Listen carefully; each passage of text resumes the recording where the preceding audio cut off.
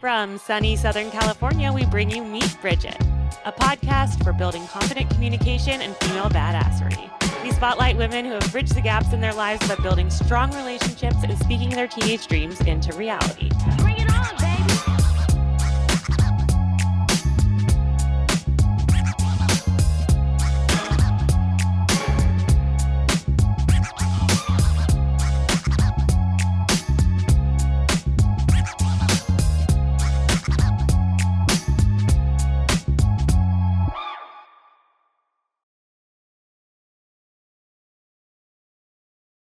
Well, welcome back to Meet Bridget.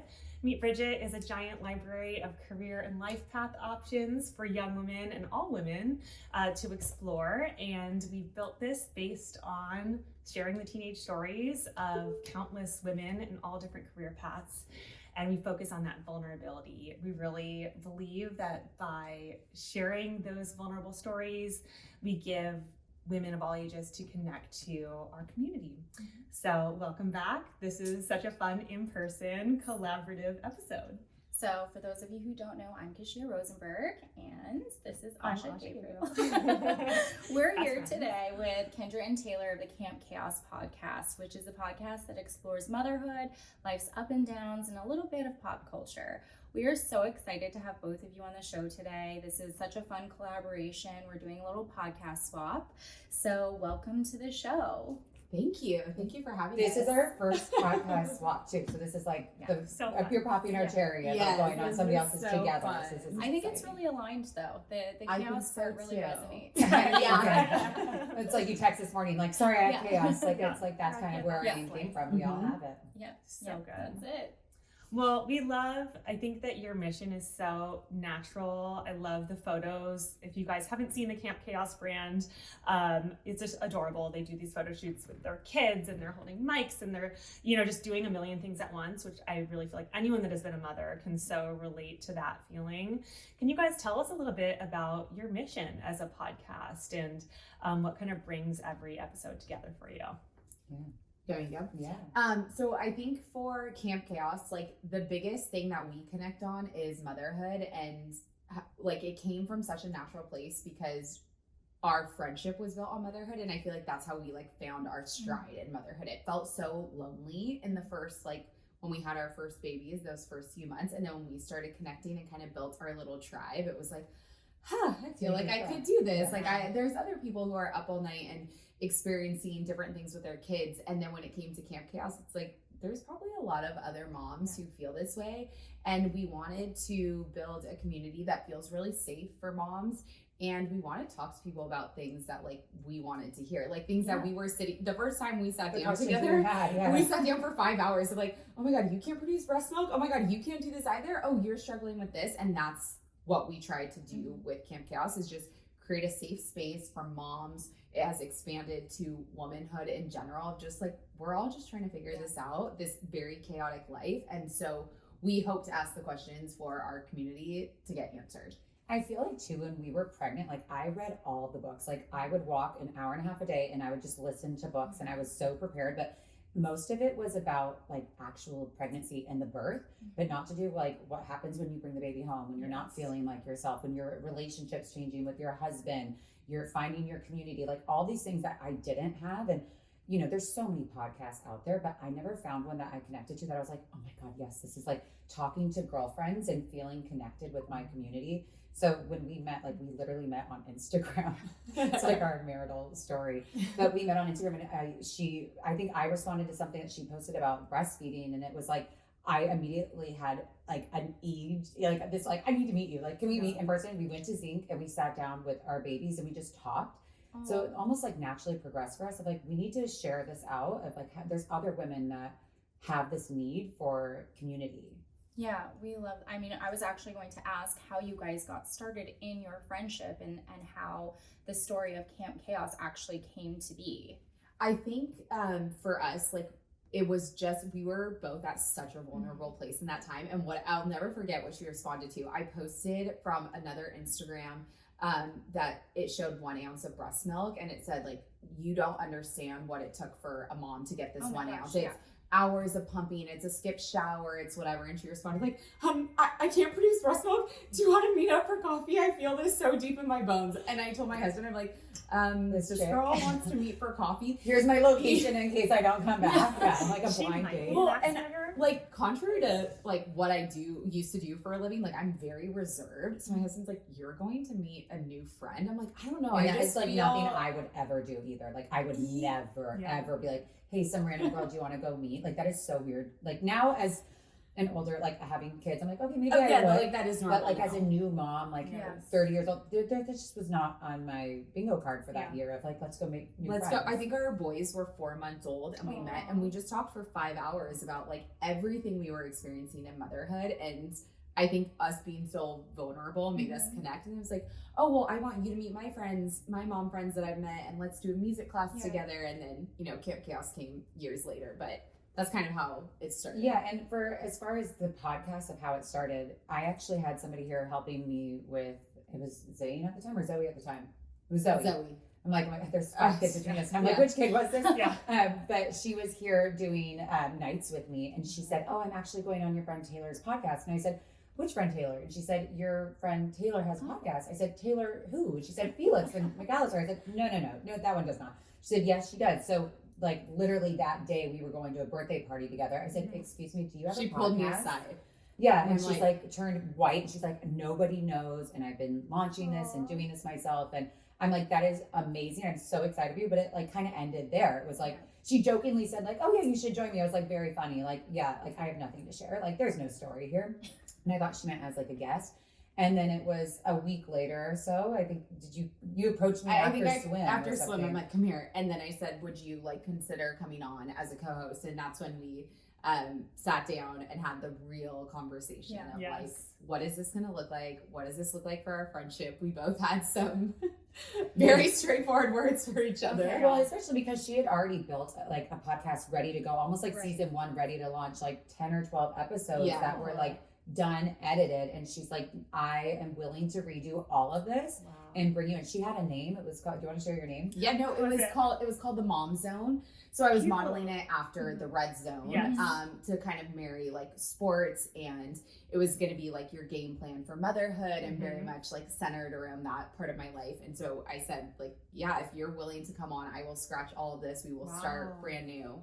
Yeah, rebranding. I mean, it was like for her especially to be like, yeah, I'm willing to share this with you, this idea and this concept, and also I'm ready to rework everything. And she knows by now with me, I'm like, well, here's what we're gonna wear, and here's what this photographer. Like, I love the visual and like creative aspect of it, which she is like totally kind of like, yeah. She's like, I'll wear whatever you want me to wear. She had executed everything. I mean, it's such a great. It's an incredible concept because, like you guys said, there really isn't anything out there. I mean, you don't ever hear the stories of what happens the second you step out of the hospital. I think the expectation, especially with social media and just comparison in general, is like you look at the other moms who are doing it, who seemingly have it all together. They have their careers, or they have like, beautiful homes, partnerships, whatever. The kids are immaculately dressed, and you're just like, why doesn't it feel like things are going so well? What's going on behind? You're like, what is it? And you don't realize that like you're kind of a mirror for that too, but just to be able to talk about it openly is so fantastic.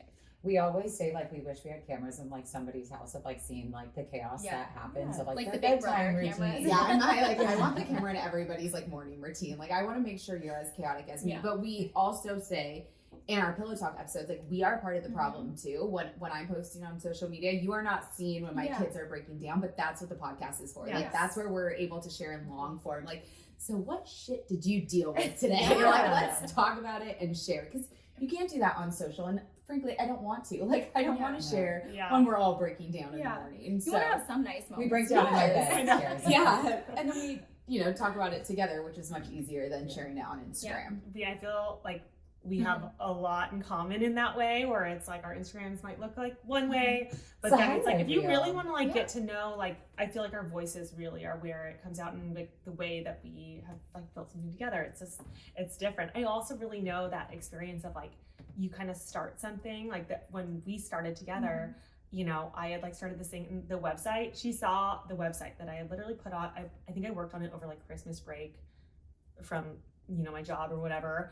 and just like created a website. Was like, that was all the company really was so far. I was like, I'm just gonna put it all. So in you a print business cards, I'm in business. Here we go, ready to go. Yeah, I'm like, okay, so that's now it's a thing. And she reached out, and it's like when you have someone kind of express interest, it like validates it, you know, and it's somebody that you already kind of trust and you like. So I think that having that moment where it's like, okay, wait, you are interested in it, and like you want to join me. No, like that's it's a cool huge moment of like endorsement. Like this, it becomes so much more real when you're doing it with a team. Yes, I think that was a big moment for me too, because I was also like how we talked on our podcast. I was of the mindset like, this has to be perfect before I launch. So that's why I kept it a secret. I didn't want to tell anybody. I'm like, I want this perfectly packaged so that when it's season 1 and my friends are like, what the F have you been doing? And why didn't you tell anybody? It's like, it's already done. But then when she came to me and was like, you have a podcast? Like, that's so smart. I'm like, is it? Is that, am I onto something? Like, is this good? Is my idea great? I just like never trusted myself in this. And this is like a very vulnerable thing to, it feels like I was like jumping off the, and sharing. Like I was having to share stories when I was interviewing people when it was just me. And I was not much of a sharer before. I just like did my job. And so when she was like, no, this is such a good idea. I'm like, oh my God, it is. Okay. No, and you have to be a complete open book. And I feel like the other thing that's really come from it that's so sweet is like our families are now blended. Like, don't get me wrong, we were friends before, but it's like you're with somebody once a week. Like, you know how often once a week comes around. And we're with each other for social things or kids' lessons and things that we have. But, you know, our families have become so integrated, which is such a gift. But it's like, this is so much bigger than just like sitting down and like shooting the shit. Like, we are really trying to build this community for other women and feeling connected to us in motherhood. Yeah, I think that there's also like so much parenting. There's a lot of like noise for like parenting. Here's how to do gentle parenting. Here's how to do XYZ. Here's how to handle tantrums and potty training and all this stuff. But there's not a lot out there that's like, okay, yes, we are learning parenting and all this stuff, but like also what's going on with me and our friendship and like what's like, how are you outside of all these new roles that you're playing now that you've had kids. And I feel like you girls really capture that.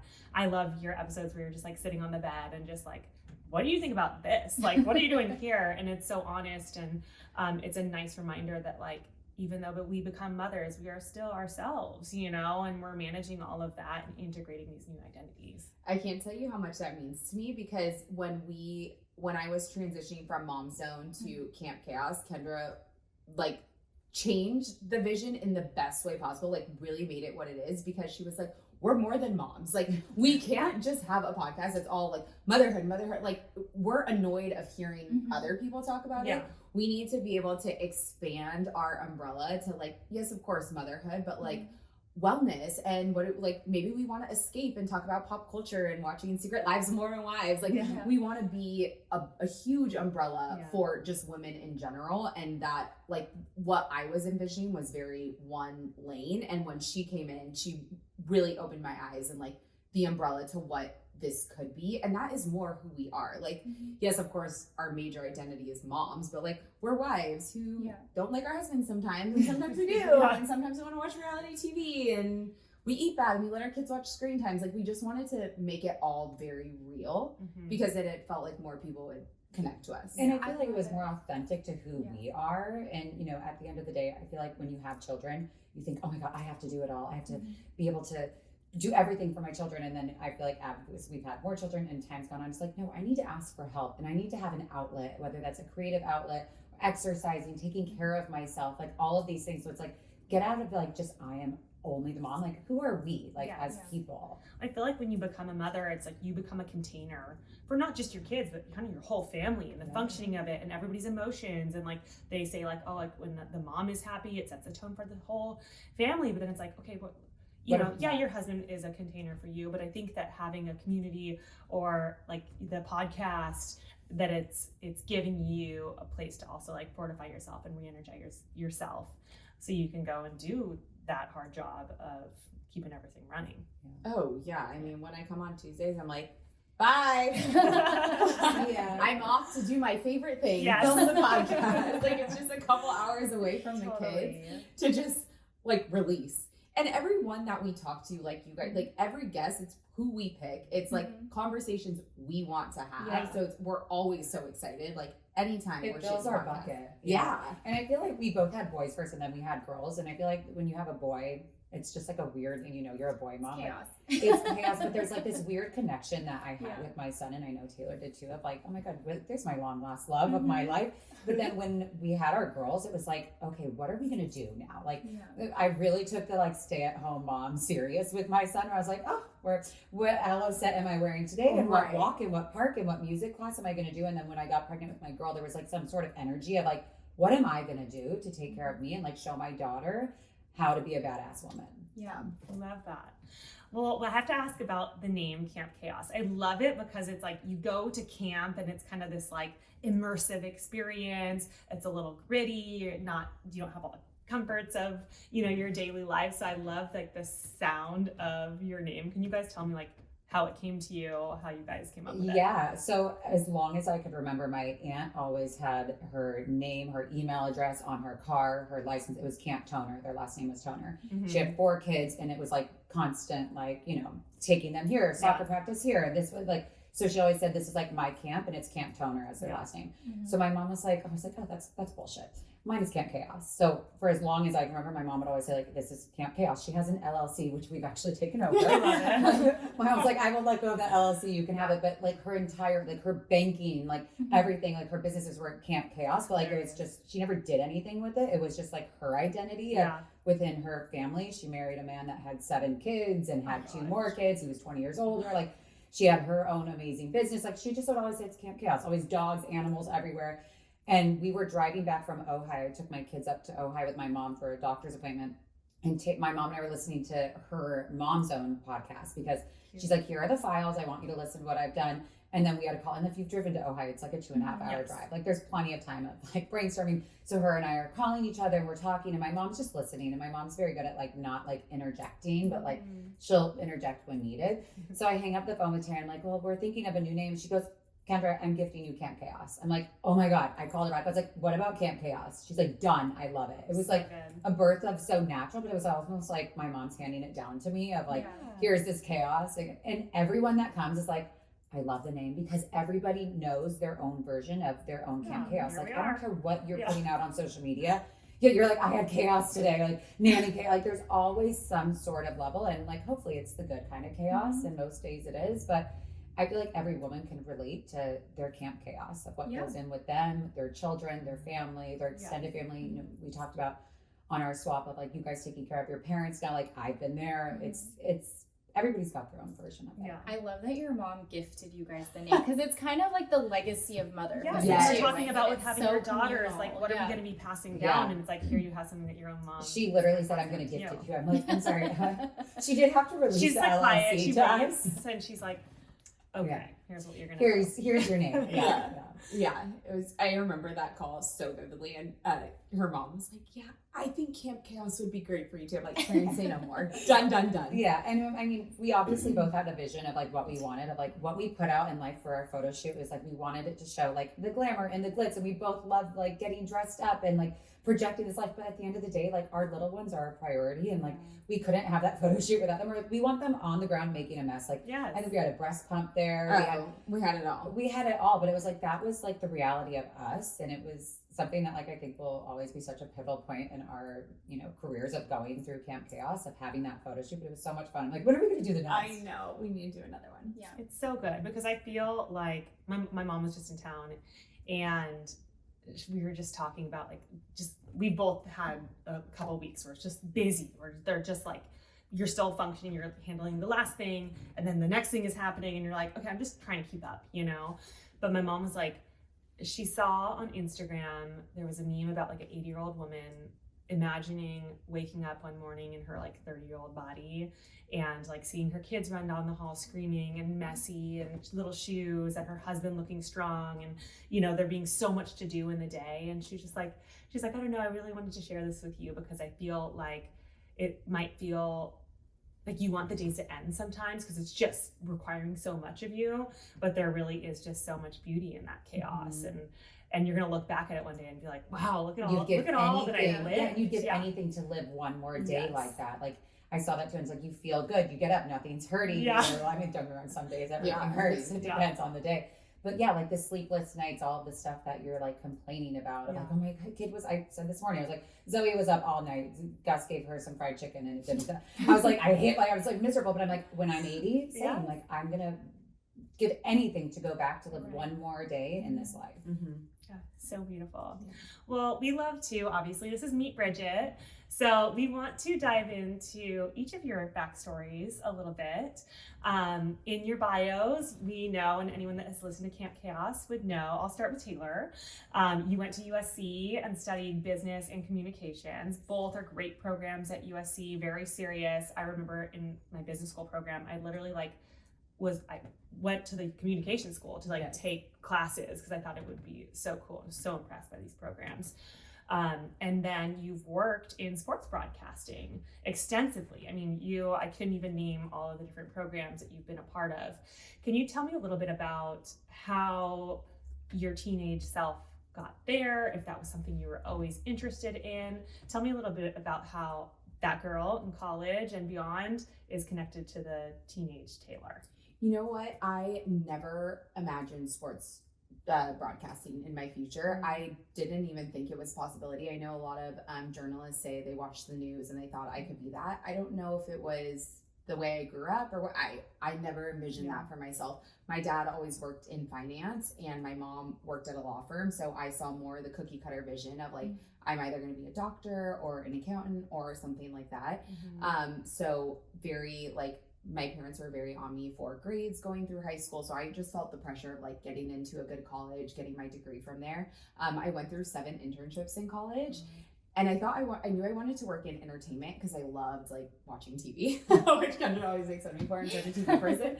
So I'm like, oh, I want to work in TV or magazines. And so I tried the business side of entertainment because I thought I have to have something secure where I can make money and have longevity. So I worked in a booking agency. I worked in PR firm. My last internship was at Vanity Fair, and I was like, okay, fuck this. I cannot do this. Is just not the life for me. Right. It was not well. At the same time, growing up, I danced my entire life. So in high school and in college, I was always on sports sidelines, and I've always loved sports. It's always, that's what I do on the weekends. I love watching football, all the things. I love the game environment. I love the tradition of all of it.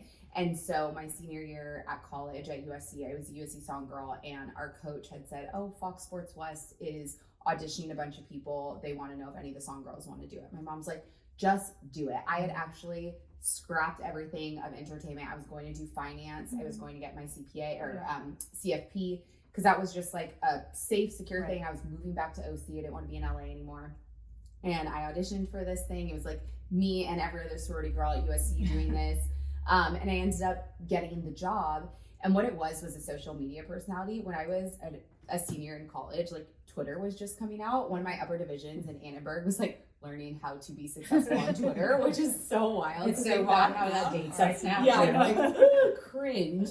But it was about driving tune-in to games. So how was I going to drive? I would have to come on video or whatever. And then I slowly started realizing okay, I'm getting paid a lot of money to do this. And I was still in finance at the time. So it was just something I did on the side. And I was like, oh, I'm starting to like this. They were giving me more opportunities. And then the program went away.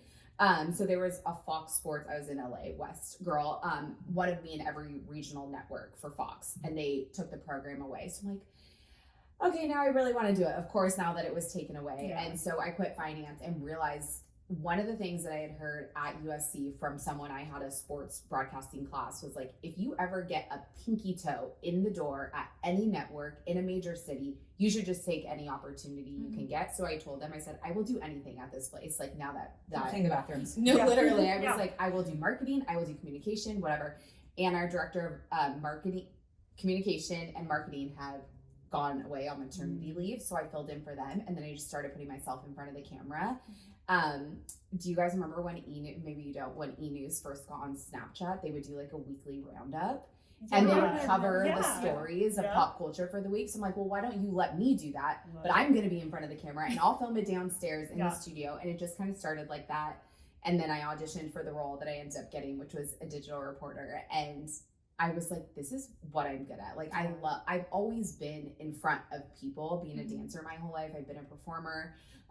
So I just knew that it was something that I wanted to. I just never thought it was possible. So once I got that foot in the door, and then the opportunities truly just started rolling in. Like in sports broadcasting, it's kind of what they say, like once you hit it, you can hit it pretty big, like in gambling. And they just started coming in. It was like, do you want to cover the Clippers? And my brothers were like, oh my God, you're interviewing Kawhi Leonard and Tobias Harris. And I'm like, I'm in the car with Pat Bev in his Rolls Royce driving her in LA. Like it was just, everything was coming at me. And then obviously things started to change when I had kids, but my teenage self would have never thought that I could have been in sports broadcasting, because I had very much a cookie cutter vision of what my life should be.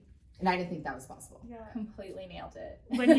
When you mentioned, when you guys started hanging out, you mentioned that part of you is kind of, even though you were a dancer and in broadcasting and stuff, your like inner personality is like more on the shy side. Yes. I so relate to that. And I think a lot of dancers actually are that way, where it's like you on stage, on the camera, on a mic, like people are like, oh, you're the most outgoing person. It's like, no, actually, like little me, like little girl me is like very, very quiet and reserved. No one would know it at this point in our lives, right? Yes. Can you tell me a little bit about, because it sounds like dance was sort of the thing that put you on this track to being in front of cameras and presenting and everything.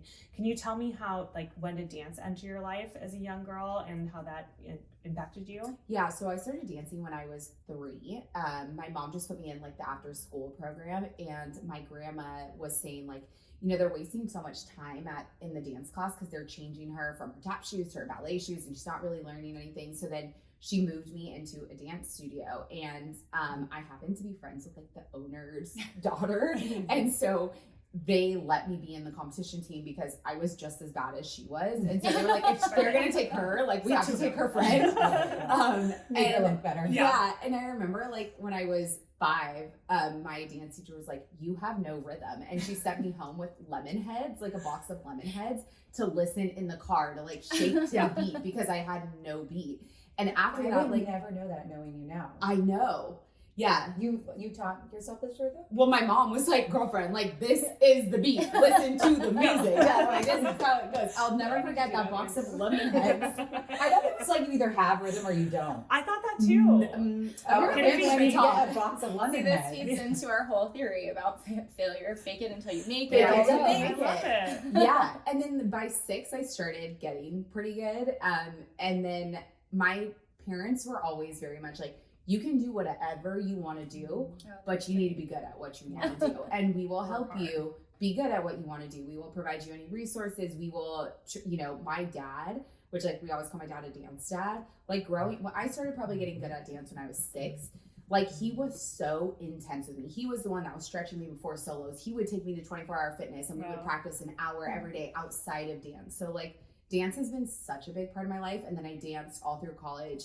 I actually, my sophomore year, right when I had started at SC, I auditioned for So You Think You Can Dance, and I made it to like the very end right before the show, and my mom was so pissed because she was like, you need to go to college. Like, what are you going to do as a dancer for the rest of your life? But at the time, So You Think was like a huge show. Honestly, that's such a cool experience. It was they really do cool. such a great job, especially with production value when they're doing all of their performances. Yes. I loved that show. Yeah, it was amazing. But it's been a part of my life forever, and it has taught me incredible.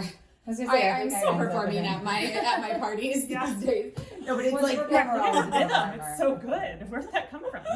Yeah, lemon heads. It's carried me through a lot. And maybe that should be my next party theme. Lemon Right? heads. Oh my god. Just lemon heads. That would be The really lemons cute. theme is kind of like on It's right it. now. It's Yeah. Just lemon Little, heads. little So, Taylor was shaking. I think it's so funny that you were saying you hated working at Vanity Fair because you actually have a pretty significant background in fashion and high fashion. So I'd love to get into your career a little bit and how that ties into who you were as a teen and beyond. Okay, so we'll dive in. I was like a complete tomboy, like complete tomboy. Which is Like shocking. it's shocking Yeah. now, I know. But when I was 6, I played t-ball on like an all boys team. I would wear like a denim Oh, skirt. So how I was still into cute. fashion back then. But I would like, I wanted to be like with the boys. I wanted to like, I was not a girly girl, no makeup. And then like probably when I want to say like 8th grade is when I was like, oh my God, like get really into fashion and like my mom was a shopaholic. She always like said like she spent more time at the mall than she did at home, like more waking hours at least. So I was always into fashion, shopping, all that. I was on a reality show in my high school years, which is like way too young. I don't recommend it for anyone. But at 16, I was approached for season 3 of Laguna Beach, and I was like known as like the shopper. Like I wanted to dress everyone on the show. I was very into style and expressing myself through fashion and like spending money at the end of the day. I was like, I was not going to like the Really 3-star. I was like, Mom, where are we going? Yes. Yeah. My mom like enabled me. She always says like I created a monster. I think I'm probably doing the same with my daughter at this point. But so after the show, I mean, we can get into that as well, like what that did to me as like a teenager. But it was kind of like, okay, am I going to go pursue anything in Hollywood and any sort of fame? A lot of people, you get a little taste of that and you're either like, yes, I want that, or no, I don't.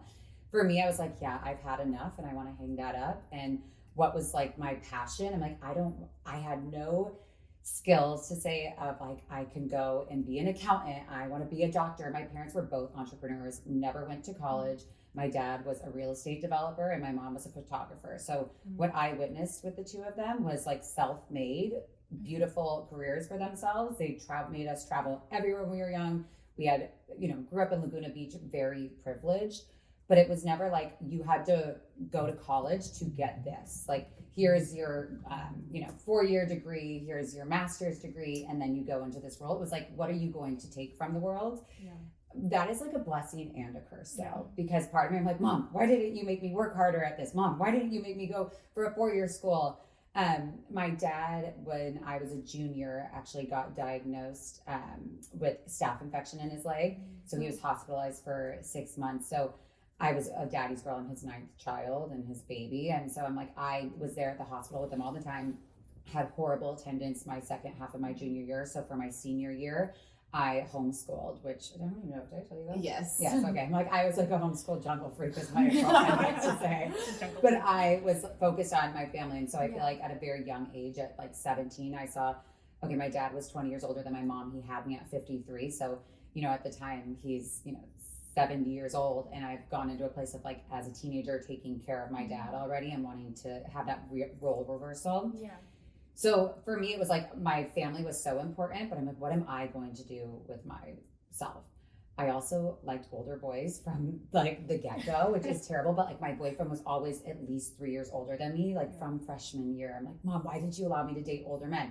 She married somebody 20 years older. So I'm like, apple tree, there it is. Yeah. That's what I saw. And I'm like, I would never.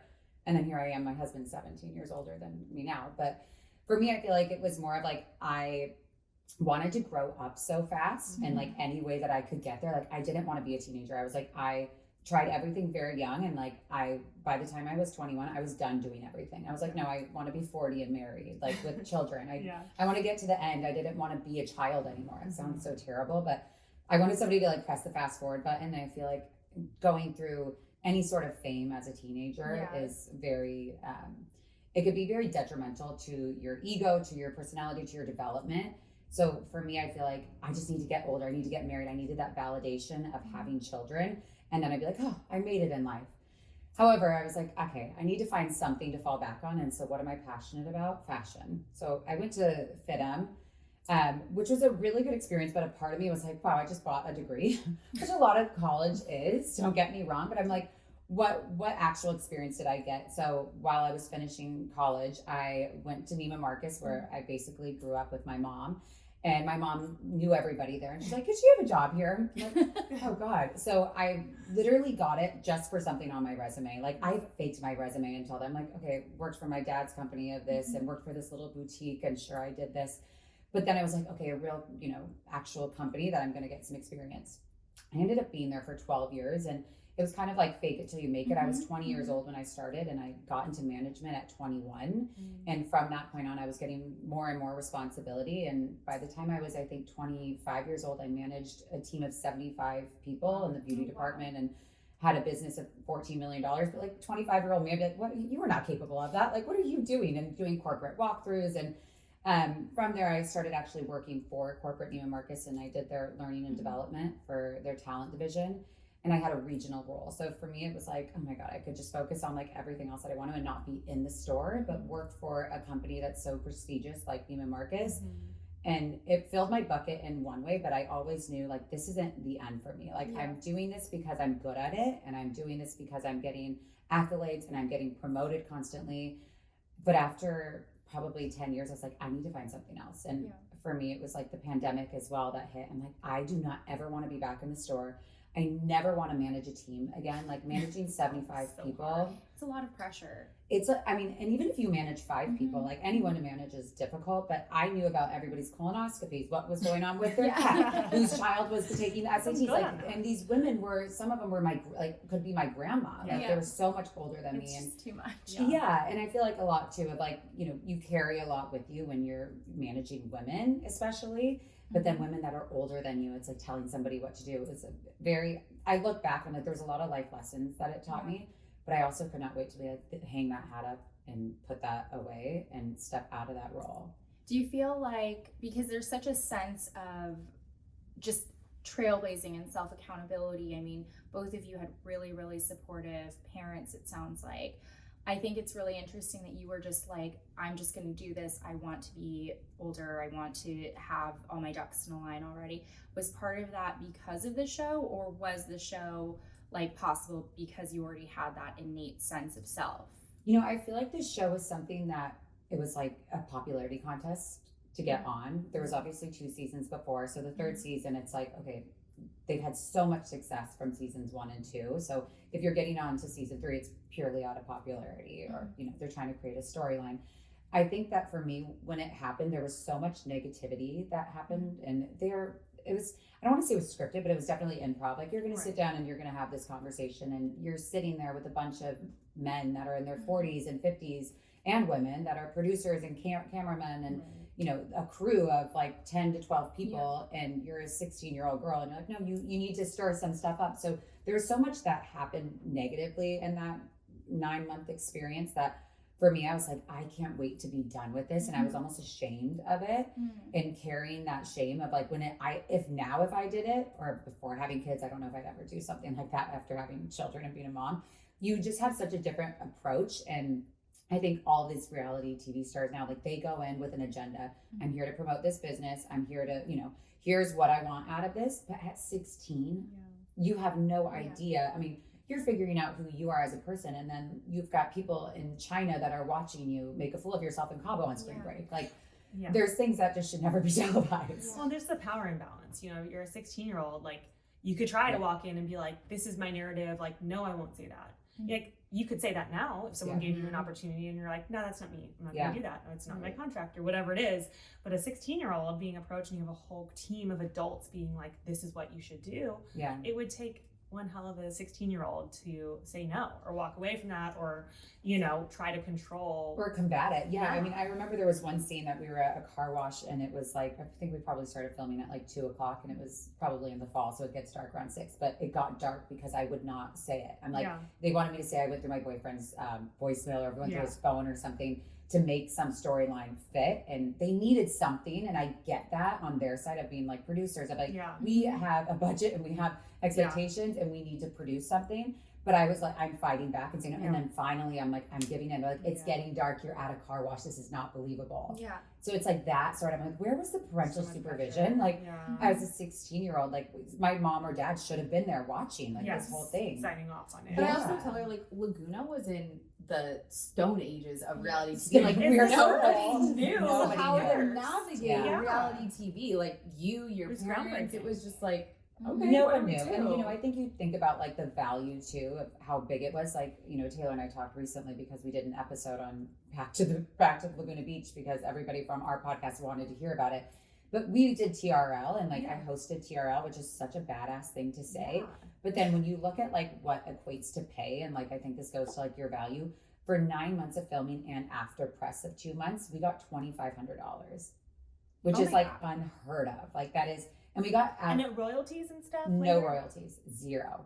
So, and it was the first of its kind, like Stone Age. It's like nobody really knew. And I sat there with my parents. My dad's like, I think we need to have an entertainment attorney look at it. I was like, please, Dad, just sign it. Like, you know, they're going to pick somebody else if you know. That kind of stuff happens. Oh my gosh, now I look back, I'm like, why were you guys not more protective? Could be getting those Netflix checks. I know. Yeah, I mean, there's so much more that we know now, but it really did pave the way in some regard. But like, I look back, I'm like, even hearing my voice on that, I'm like, oh my God. But also, I mean, when you guys are talking about when you decided to start the show together, you clearly had so much vision. You're like, this is what we should do. This is how it should sound. I mean, having that, like, maybe it was something where you look back and you're like, oh, I wish it could have gone differently. Or like, that wasn't a very happy, like, outcome for me at the time.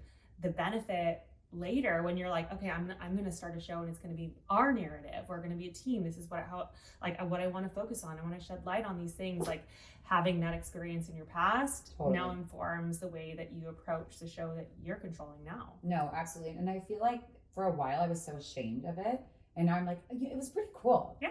Like, don't get me wrong, I don't want to have a watch party with you guys and like show you by any means. But like, it is kind of a wild, unique experience to say that I've had, and it's shaped me of who I am. And you know, I hope my children don't watch it one day, but like, yeah, it's like cool to say that your mommy was on a show. Oh my gosh. I had to tell her when we were starting the podcast, I'm like, you have to go public on your social media, because she was still private. And I'm like, no, you have to go public, because she wanted the exact opposite of what Laguna provided her. And then once we launched the show, and every time we like ask a Q&A of like, what do you guys want to hear for? It's always like Laguna. Yeah, it's so wild. People still So I told care them, like, so deeply. we're doing a recap of Laguna.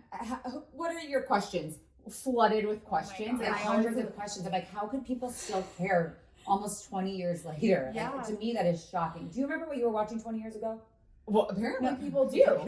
Because I told her, I'm like, well, okay, I didn't watch your season, but they want to know about Tyler. They want to know about so-and-so. They want to, I mean, we were flooded with questions. And I think now you appreciate. Yeah, now I can look back and kind of like close that chapter and be like, okay, this has made me of who I am. And it's part of my story that, you know, it is cool. But it's like, I just wish so badly I could have written it differently. Yeah. Well, I think it's crazy because it wasn't your narrative as much as they create these whole storylines, and it was meant for us to feel like it was so real. I feel like in a way it was almost like the original social media, where you're like looking at these people who like have these wonderful lives, right? But I think what's so great, to Asha's point, is like now you have this show and you're sitting here saying like, this is who we are, and this is the actual narrative. There is no scripted, like somebody else is coming in saying like, okay, here's what you need to say in order to make this work. You're like, no, we are the producers. This is motherhood. This is the breast pump on the floor, and these are my kids, and like this is the schedule. Like, I think that's very cool, and I think it offers a very unfiltered and authentic view to your base and everything. So well, and you know, I feel like there's so many more opportunities now for young women, and like, you don't have to be a social media creator, but you look at podcasts, YouTube, TikTok, Instagram, like people that are making huge careers out of these platforms that didn't exist when we were growing up. Totally. So I feel like all these girls that are going through college, I'm thinking, what do they want? Like, they're content creators, and that is a gift in itself. Yeah, and I think like to your podcast point of like growing from, you know, a teenage audience to an adult audience, like we both took a complete career pivot in our 30s, and like this is what we're passionate about, and it took us our actual careers to find out like this is. And I always remember hearing growing up like, find what you're passionate about and make it your work, so that work doesn't feel like work. And I'm like, I haven't like, figured that out yet until like? this, like until the podcast, where like not a day feels like work, but I've never worked more in my life. Yes, I feel like there is such a distinction there where it's like, oh, pursue the thing you're passionate about so that your work is fun. And I think that there should be a caveat to that, where it's like the thing you have to care so much about the thing that you will then endure the super hard work that it takes. Because it's like there are still things that are not going to be fun about that job, but it's like the overarching job. Like we were talking periodically about like, oh my gosh, both having podcasts, like it's so much work. It's such an investment of time, of heart, of money, of, you know, just everything really, that it's a nonstop project to sustain. You know, we love to ask our guests, doing what you're doing now, that you're passionate about, what do you think, if you could tell like a teenager, what are some qualities that you have that you think make a really good podcaster? Oh my God, I would think you could not care what people think of you. You She cannot. gives me that advice. I tell her, I'm like, you need to be more like, you cannot care what anyone thinks about you. You just can't. Like, it's none of your business what anyone else thinks of you. Yeah. And I feel like once you know that, like, now I said, like, I'm good. Like, it kind of rolls off my back, but I've endured a lot of hate and nasty comments and, you know, social media bullying. But now I'm like, you don't serve my life. You don't pay my mortgage. Yeah. I don't know you. Like, it's none of my business what you think of me, and that you need to heal from that. But I feel like young girls are so controlled by validation from other people, and that like kills me for them. And we, don't get me wrong, I have times where I am as well, but I feel like so much more than when we were growing up. It's just awful of how these girls look for validation from external outsourced individuals where they don't even know you. Yeah. You know, you have to find internal happiness and find your own voice. Yeah. Yeah, that's good advice. I was about to say the opposite, which is what makes us work so well. Filter and- yourself. Yeah, I Yeah. was literally going to say, like, be willing to share your story, but figure out a way to filter yourself that makes you feel comfortable. This is why we are the opposite, because Kyndra will be like, let's talk about this. I'm like, okay, yeah, let's talk about that. Here's how I want to present myself, because like it or not, I do still care about what people think, and I want to present myself in a certain way. But I think there's a balance and a finesse to it. Like, I am way more open and vulnerable on this show than I have ever been in my entire life. Like, being a sports broadcaster, I am sitting there prepping questions and asking somebody else. Like, So tailored, it's- yeah. yeah, and like tailored, like that is me. I like to present myself in a certain manner. So I think if you want to get into podcasting, like, you figure out your lane, you figure out what you want to talk about, and filter it to a way that you feel comfortable and confident sharing. Because if I completely go to her end where I'm like, you know, completely unfiltered, I know I'm not going to feel comfortable about what You're we're not being releasing. authentic to you. Yeah, and Yeah. I'm not. So I'm okay being the one who's a little bit more filtered, a little bit more like, this is how I want to present myself. This is where I'm comfortable going. But like, I'm still sharing, and I'm still very authentic to who I am, and that is who I am. It sounds like you almost need to find like your free space. And for some people, that's like, I don't want to even think about it. Like, I want to be completely unscripted. And for others, like for me, I feel most free when I'm highly prepared, you know? So I'm like, I don't want to be on a script, but I do want to know, like, what's the arc? Like, what am I trying to accomplish here? I need to kind of like, I want to do some research first, you know, and that's just who I am. But also, like, if I don't have that, I can panic a little bit, you know? And I think that. Well, and it can get messy. If, like, I feel like when we first started, like, her and I would have conversations, and then we would have a guest, and it was like, okay, what do we want from this person? But there wasn't necessarily a guide. Like, now we actually sit down, and there's so much more preparation. It's not just sitting down and like shooting shit. Like, you are prepping. You're like, we sit and go question by question of like, what do we want to get from this person? How are we going to tell their story? So it's so much more than just like, let's turn on the mics and start recording, and somebody will edit this and post it. It's a lot of hard work of what you're going to get out of an interview.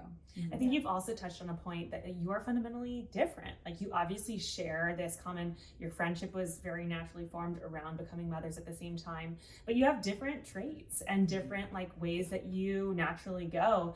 And Kashia and I have experienced that too. I think that we've had so many moments where it's like, we have joint passion, but our skills are in different places, you know? And like, when I panic, I like, sometimes I'll go like, oh, it's all, throw it all out, you know? And Kashia, She brings you back down like in panic moments, Kashia almost goes like pure positive, Yeah. you know? And then like in normal moments, I'm like positive all the time. And then Kashia's like, well, there's a little dark side to this, you know? But we have this, like, we're able to kind of like fit each other's puzzle pieces when we need a little support and scaffolding. But it's like, when you find, especially if you're going to do a podcast with a co-host, you know, and run it as a business, you have to kind of find someone who brings out like the best in you, who challenges you a little bit by the ways they're different from you.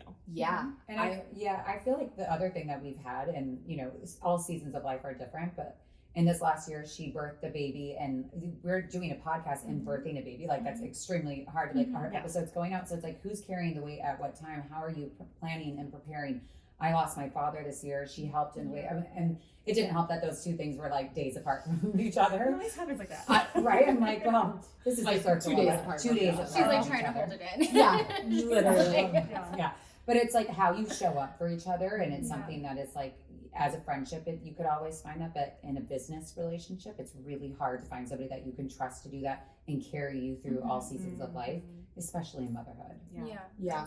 I was, someone had recently asked me about starting a podcast, and she was asking me about a co-host and my opinion on like how to find one. And I said, you need to find someone who will challenge you, and you need to present to your co-host like what lane you want to be in. And when we talked about it starting the podcast, she was like, love this for you. I will never be your sidekick. I will never be your Guillermo. Like, I am your co-star. And if you want that, you know, on Jimmy, Jimmy Fallon, one of the Jimmys.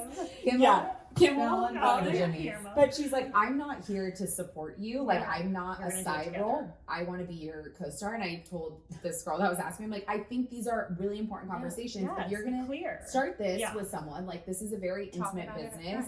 My sister, when I told her, like, oh, I think I'm going to reach out to Kyndra to be on the show. And she's like, just so you're clear, she gets 50% of everything. Like, you need to make sure that you totally trust her in everything that you're going to do. So I think that's maybe one of the, as you guys know, like, important decisions in conversations. I think that it's the communication of that.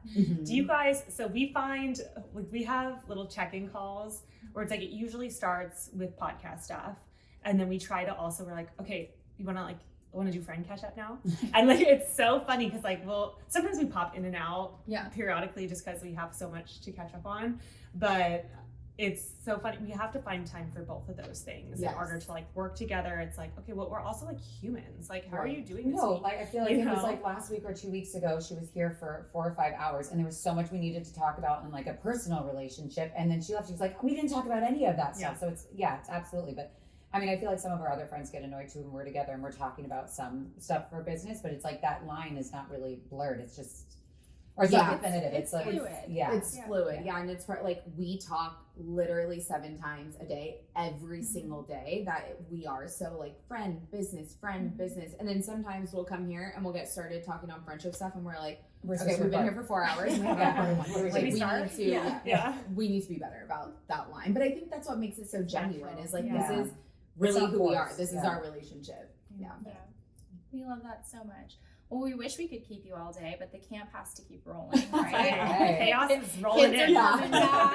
Truly, any minute now. And that's our show.